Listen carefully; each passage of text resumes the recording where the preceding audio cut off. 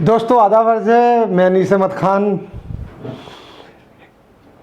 Hind voice के platform से आपसे मुखातिब हूँ। हिंद वॉइस वो खबरें देता है जो कहीं नहीं होती हैं, उसकी अपनी एक्सक्लूसिव होती हैं। गोदी मीडिया उन पर नज़र नहीं डालता, होती बहुत ही ज़्यादा ज़रूरी है, लेकिन आजकल देखा है कि वो लोग नहीं देते। गोदी मीडिया तो देखता नहीं है, जो चैनल्स हैं वो दूसरी चीज़ों पे लगे हुए हैं। अब वो हथनी गर्भवती जिसको बम से खा लिया उसने, उस पर डिफरेंट तरीके पर लगे रहते हैं।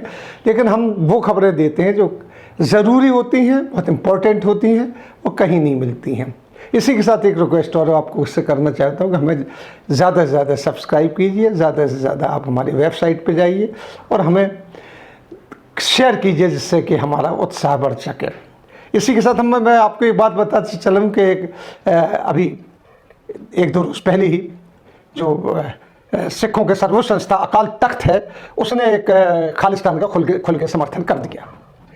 उनका कहना है कि अकाल तख्त के जत्थेदार जो ज्ञानी हरप्रीत सिंह ने कहा है कि खालिस्तान केस को समर्थन की आवाज़ बुलंद करना कुछ भी इसमें कोई गलत नहीं है।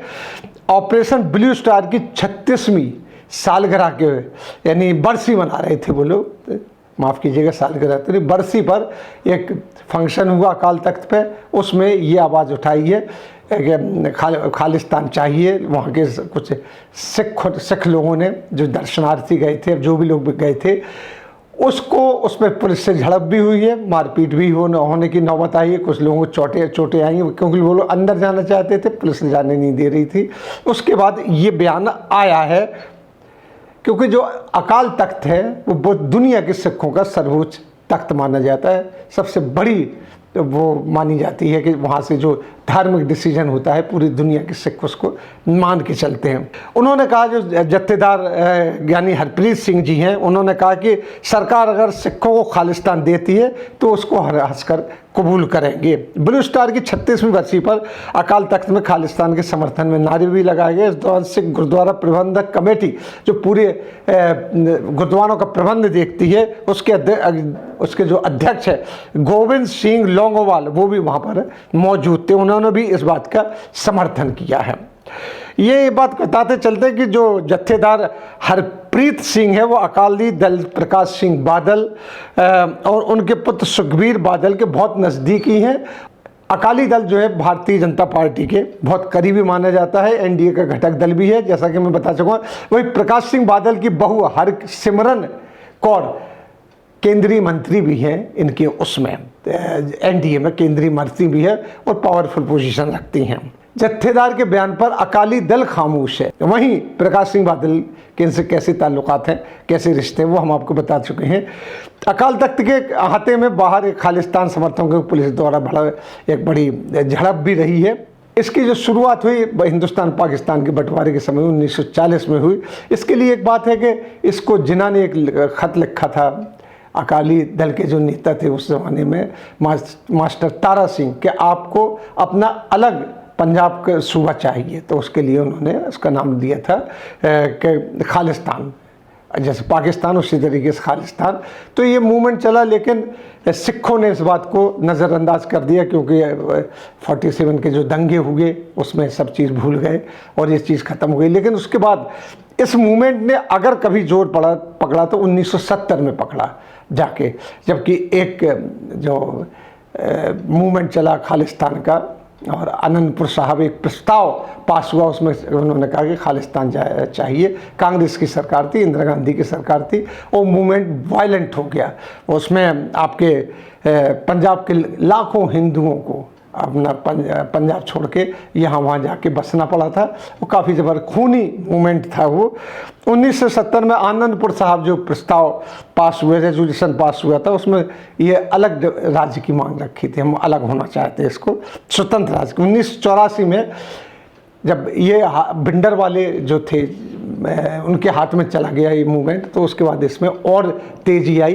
और 1984 में इंदिरा गांधी ने ऑपरेशन ब्लू स्टार किया। ऑपरेशन ब्लू स्टार का मतलब ये था कि उन्होंने सीधा अकाल तख्त पे, हरमिंदर साहब के अंदर ही अकाल तख्त है जो चंडीगढ़ में गुरुद्वारा है, उस पर हमला किया मिलिट्री के ज़रिए और कई लोगों को मारा वहाँ से। और वहाँ से जो खालिस्तानी मूवमेंट के लोग थे, उनसे ये खाली कराया गया। तो हर साल तब से लेके अब तक बरसी मनाई जाती है उसकी। और पूरे इसके बाद सरकार ने अपने पैसा लगा के पूरे अकाल तख्त को उसी तरीके से सजाया, सब कुछ किया, लेकिन अभी तक जो सिख हैं उनके दिल से एक खालिश नहीं निकली जो मूवमेंट में सिख मारे गए थे।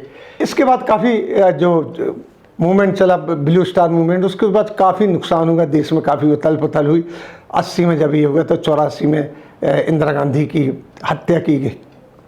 2 लोगों ने, एक समुदाय विशेष के लोगों ने उनको गोली में से मार डाला, उनको शहीद कर दिया। उसके बाद काफ़ी बवाल हुआ, सिख रॉयट हुए, उनको रॉयट नहीं कहेंगे, दंगे नहीं कहेंगे, जेनोसाइड कहेंगे हम, कि एक तरफा हुए थे वो सिख जो दंगे थे, जिसमें दंगा कहा गया, उसमें कई लोग मारे गए सिख। उसके बाद काफ़ी देर में नॉर्मलाइज हुआ, बिल्कुल नॉर्मलाइज था, लेकिन अब तक पंजाब बिल्कुल नॉर्मलाइज था, शांति से चल रहा था। लेकिन फिर ये खालिस्तानी मूवमेंट शुरू हुआ, जिसकी बुनियाद, इसकी में खतरे की बात है कि अब फिर से शुरू हो गया ये खालिस्तान मूवमेंट और अकाल तख्त तक इसकी आवाज़ पहुंच गई है। हालांकि कांग्रेस की सरकार है वहाँ पर, जो पंजाब के अंदर है, बड़े सही ढंग से चल रही है। वहाँ पर हिंदुस्तान में कहीं भी अब ये खालिस्तानी मूवमेंट नहीं है। हाँ, कनाडा में ज़रूर है, वहाँ पे उनके एक रेडियो स्टेशन भी है, जो रेडियो स्टेशन तमाम जगह सुना जाता था। उसकी भारत सरकार कनाडा सरकार से कई बार इस बारे में अपना इजहार भी कर चुकी, रिजेंटमेंट का, अपने उसका,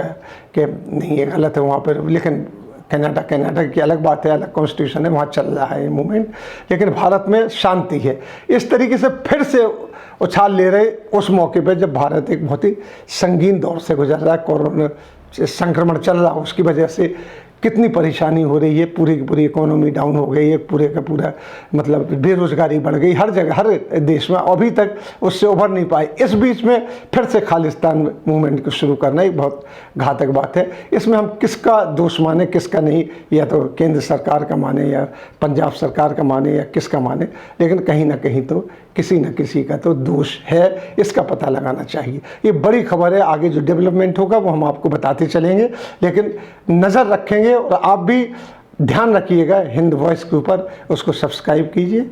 और हम लोग एक स्वायत्त संस्थाएं हैं, अपनी तरफ से सारे काम करते हैं, पत्रकार मिलकर उसको चला रहे हैं, तो लिहाजा आपसे ये रिक्वेस्ट भी है कि हमें कुछ आर्थिक मदद दीजिए। हम लोगों के टेलीफोन नंबर वगैरह आपको स्क्रीन पे मिल जाएंगे या वेबसाइट पे जाएंगे, वहाँ मिल जाएंगे।